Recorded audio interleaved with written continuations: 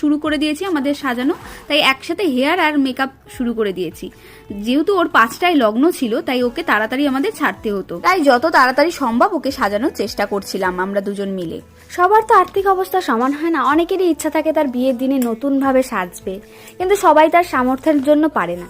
তো এই মেয়েটি আমাদের এসে বলছিল তার সমস্যার কথা, আমরাও সেটা শুনে চেষ্টা করছিলাম যে আমার সাধ্য মতন তার সাধ্য মতন আমি সাজিয়ে দেওয়ার জন্য।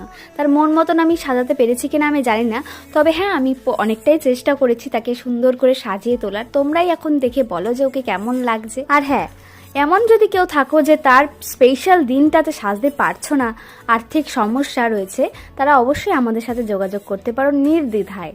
আমরা অলওয়েজ তোমাদের সাথে আছি, তোমরাও আমাদেরকে সাপোর্ট করো। আমরা যে এভাবে কাজগুলোকে করছি, তোমরা আমাদের সেই কাজগুলো ভালো লাগলে অবশ্যই শেয়ার করো, সবার মাঝে পৌঁছে দাও। যারা সাজতে পারছে না তাদের কাছেও পৌঁছে দাও, যারা